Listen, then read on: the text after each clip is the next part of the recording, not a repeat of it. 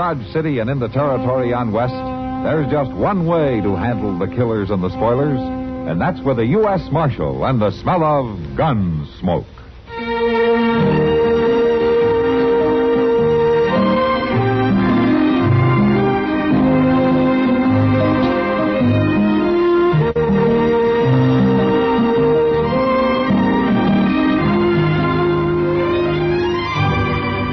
Gunsmoke, starring William Conrad. The story of the violence that moved west with young America.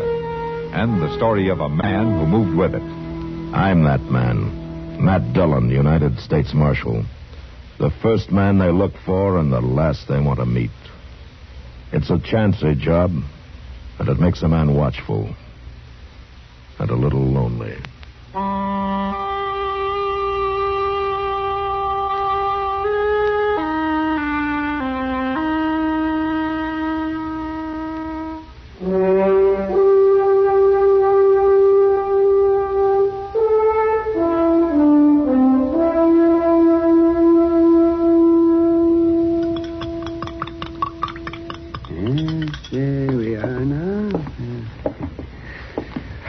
There you go, Job. Drink her down.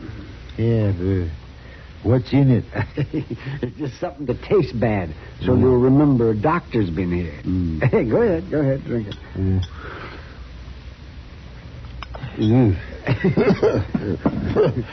I remember you being here all right. Oh, I don't know why I keep coming by all the time either.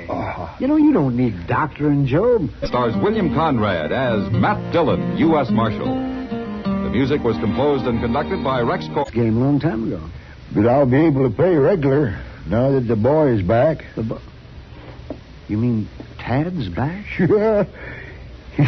He come in day before yesterday riding up like he just been to town for the mail.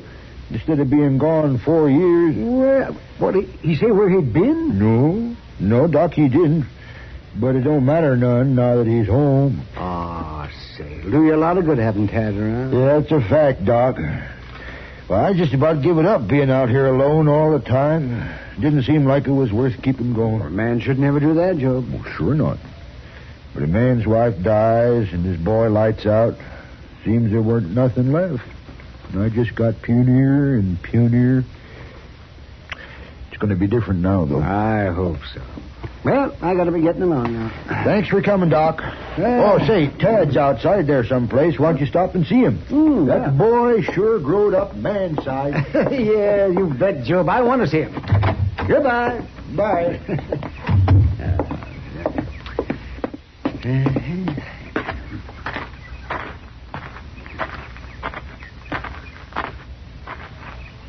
Oh, you Tad? Yeah, I'm Tad. Well, it's been quite a spell since I've seen you, lad. I'm Doc Adams.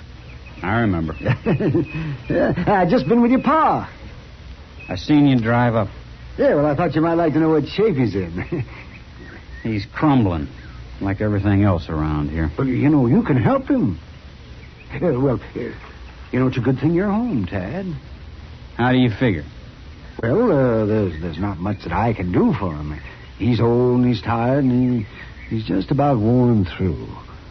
Well, but you can do a lot for him. You mean you want me to nurse him? No, I don't want you to nurse him. but you can do the chores for him, or you can keep the place going. And most of all, you can talk to him. Talk to him? Yeah, that's right. That's mostly what I've been coming around here for. To give him somebody to talk to once in a while. Now, look, Doc, I ain't his little boy no more. I ain't going to hold his hand. Well, I don't remember asking you to. Maybe not. But if you think I come back here to take care of a broken-down old man and a broken-down farm, you got another think coming. What did you come home for? I come home because I didn't have nowhere else to go. But I'm taking care of that right soon.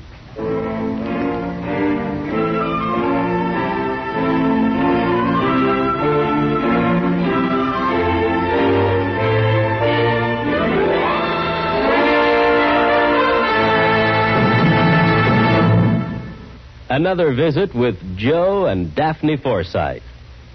Ooh, ow, ouch, ooh. What's wrong, Joe? Daphne, have you been using my razor again? Just a little. I was peeling peaches. Oh, fine. Why didn't you change the blade? It feels like you've been sharpening pencils with this thing. Now, just a minute, buddy. It was you who said we could use more economy around here. And I've been saving wherever I can. And by shaving the skin off the peaches... But look at my face. Think how the Red Cross could have used all this blood. It's your own fault. You and your economy. Well, being penny conscious isn't such a bad idea. Not if you use common sense. Take savings bonds, for instance. Here it comes. Go right ahead and scoff. But I got 8 million Americans who agree with me. We all buy savings bonds on the payroll saving plan because we know that investing in bonds is the best way to use our money. We could use some of that money around here. Well, maybe, or maybe we just think we can. When we buy bonds, we guarantee we'll have the money in the future, when we'll certainly need it more. Stop waving that razor. You're splattering me with soap. Well, I don't mean to get excited, but who wouldn't? Where else can a man make an investment that's guaranteed to pay off $4 for every 3? And guaranteed by the credit of the whole U.S. of A. So there. Bravo! Bravo! All right. Now let me change the blade and get back to shaving. I think I'll stay and watch. Why? Because you're so cute when you cut yourself. Oh, fine.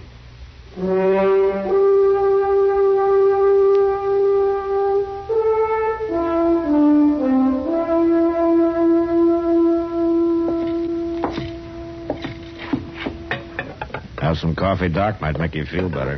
Well, I don't know. Chester make it? Yeah. That'd make me feel worse. But I guess I'd rather have dyspepsia than the problem Job's got. All right, pour me a little bit. Okay. Job's boy, huh? You know, as I remember him, he wasn't worth much as a kid. Well, he's grown up the same way. I tell you, Matt, that boy's as worthless as they come. It's too bad his 4 years away didn't do him any good. He's just bigger and meaner, that's all. Hello, Chester. Chester. Well, what's the matter with you two? Doc just had some of your coffee. That always makes a man pretty sober. Oh, no, Mr. Dillon, it ain't that bad. Well, that was a fresh egg I used in it this time. Matter of fact, it wasn't as bad as usual, Chester. Well, now, Doc, I'm glad. Doc's just been telling me about seeing old Job this morning. Say, don't he have a boy named Tad? That's right. It's about all he has got. Well, it's a shame. No? What do you mean? I've been watching him down at the Long Branch this evening. You mean he's there now? He was when I left. And I must say, Mr. Dillon, he don't look to me like he's going to be much comfort to his pa.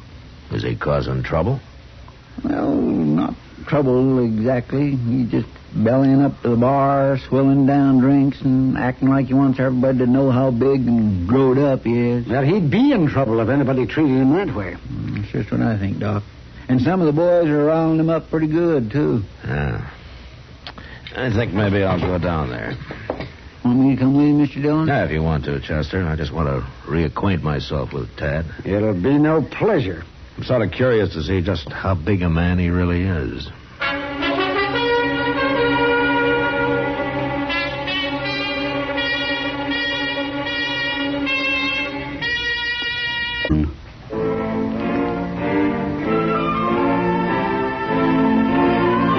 You move over, mister.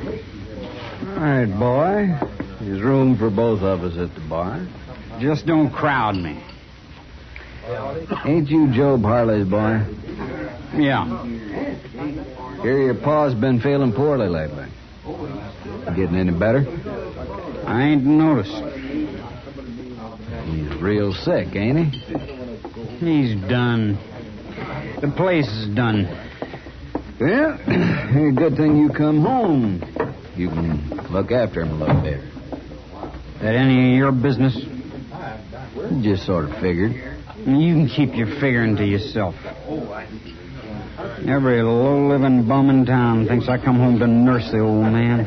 Now, easy, boy. I quit being a boy when I left here, mister. I've been doing man-sized things for 4 years. Why don't you shut quit up? shoving me. And straighten yourself up out of my drink. Go on now, get. I'll show you. Oh, I said... Shove me, will you?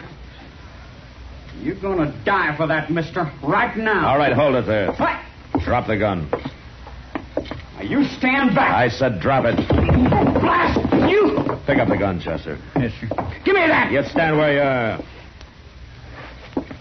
All right, Tanner, what happened to you? I shoved him, Marshal. Why? Because he's a mean, ornery, no good, and I got tired of listening to him talk, that's all. I got a right to have my gun. Here, now you simmer down. You're Tad Harley, aren't you? How do you know? I've been hearing about you. Listen, Marshal. You got some special trouble with Tanner here? He's been crowding me just like everybody else in this town. Oh, about what? About the old man. About how I should be looking after him. Now, what's wrong with that? It ain't what I come here to do, that's what's wrong with it. And it ain't nobody's business what I do. Not as long as you mind your own, it isn't. You got no call to tell me what to do, Marshal. I'm not telling you what to do. I'm telling you what not to do. You gonna give me back my gun now? All right, give it to him, Chester. Well, I don't... All right. Someday this town's gonna find out about me. Find out good.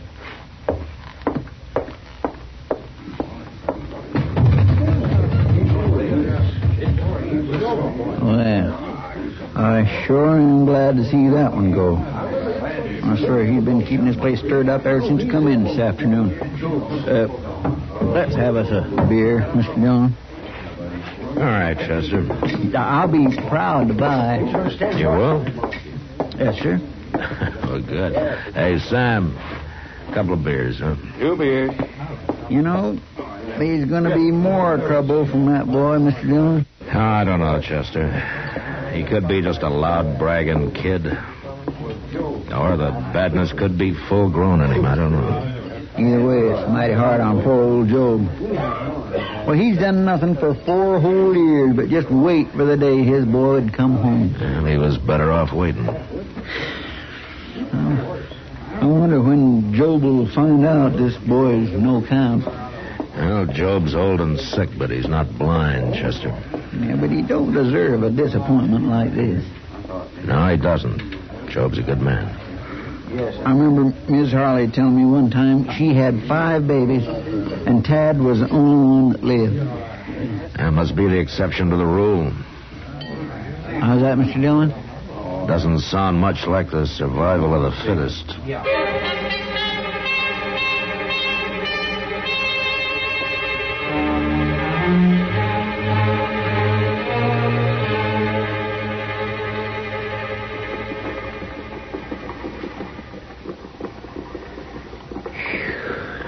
I swear it's so hot. Man works up a sweat just whittling. With the sun burning down like this, Mr. Dillon, makes it hard for a body to remember the cold and shivering misery of the wintertime, don't it? You suffer pretty bad in the winter, don't you, Chester? Well, I guess I don't exactly suffer. But wouldn't you think there'd be some way of taking some of this heat and packing it away so as you could spread it around in the wintertime?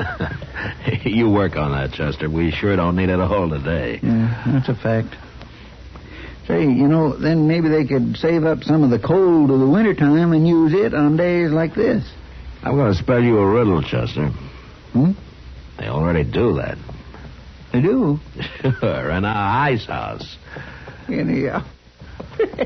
Sure, in the ice house. Sure enough they do, don't they? Look, ain't that Lynn Baylor riding up there? Yeah. Hello, Marshal. Chester? Hello, Len. Oh, Lynn. Say, Marshal, I just come by Job Harley's place. He's awful anxious to see you. Oh, what's the trouble? He didn't tell me, Marshal.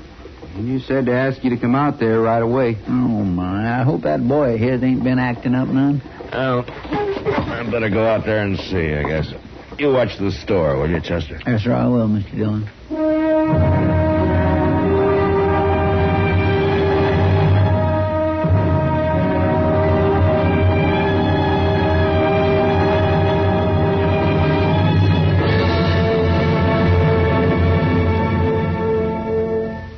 Another visit with Joe and Daphne Forsythe.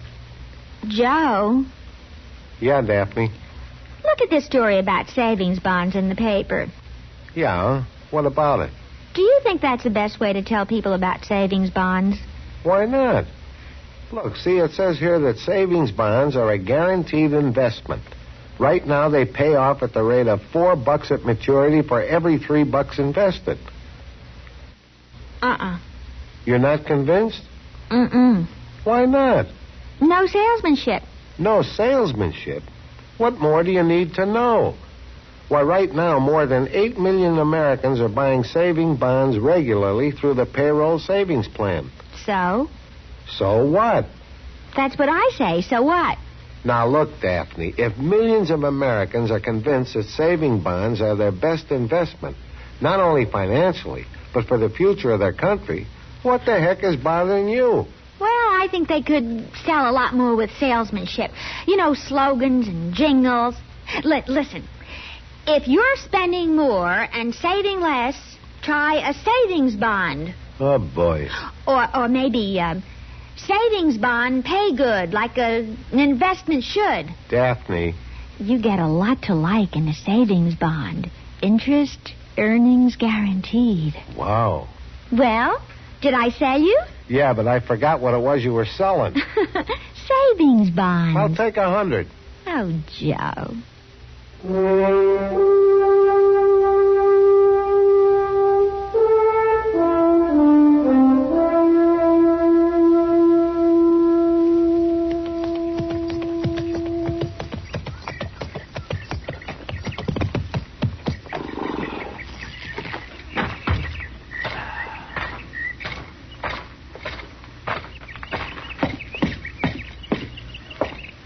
Hey, Job.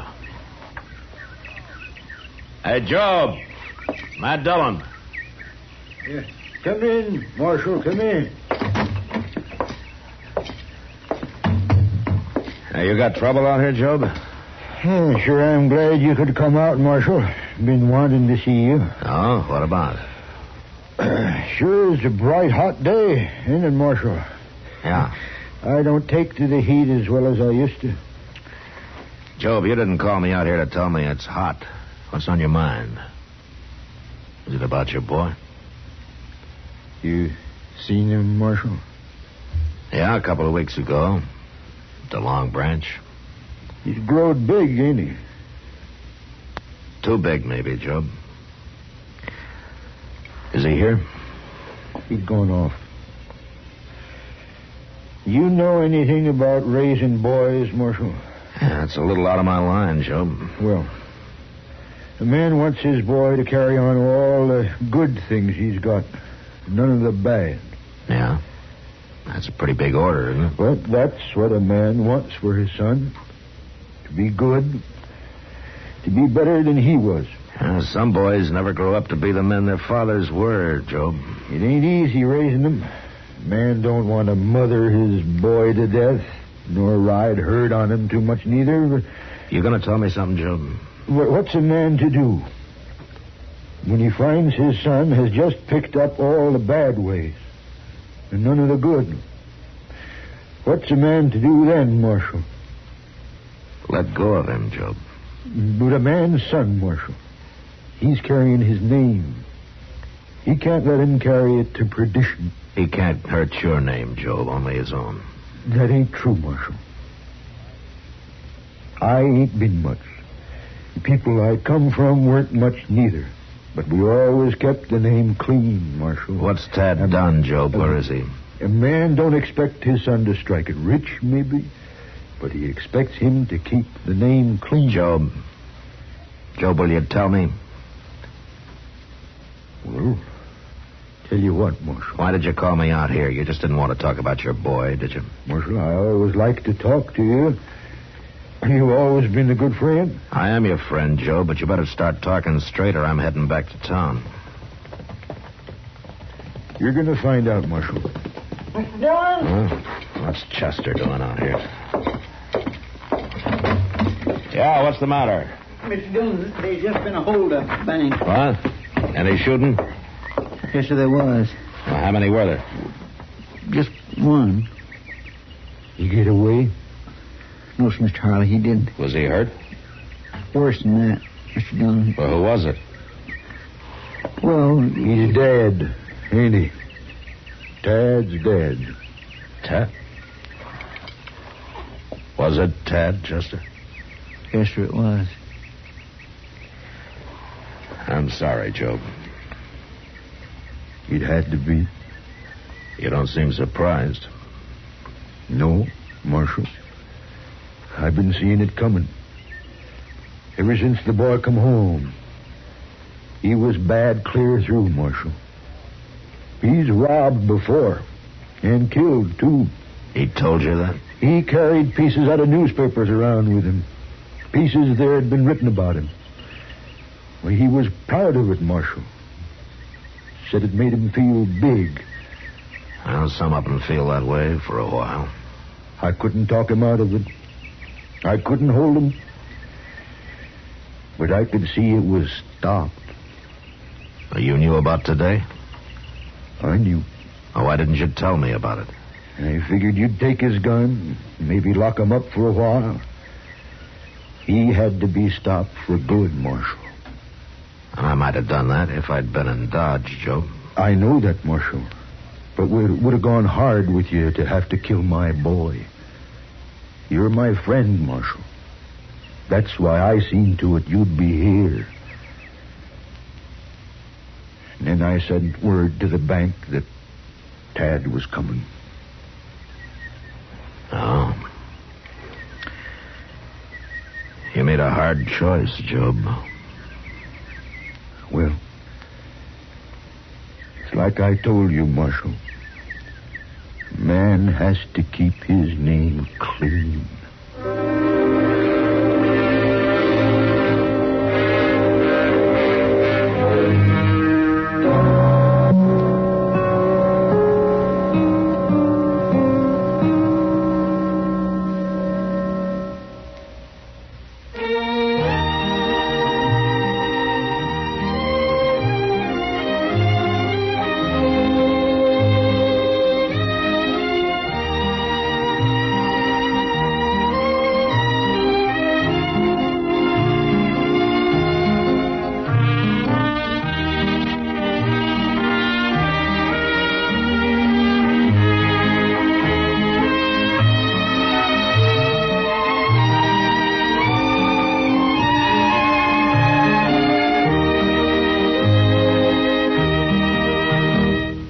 Gunsmoke, produced and directed by Norman MacDonald, stars William Conrad as Matt Dillon, U.S. Marshal. The script was specially written for Gunsmoke by Les Crutchfield, with editorial supervision by John Meston.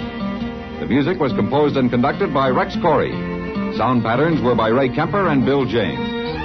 Featured in the cast were Parley Bear as Chester, Howard McNear as Doc, and Georgia Ellis as Kitty. George Walsh speaking. Join us again next week for another specially transcribed story on Gunsmoke. This is the United States Armed Forces Radio and Television Service.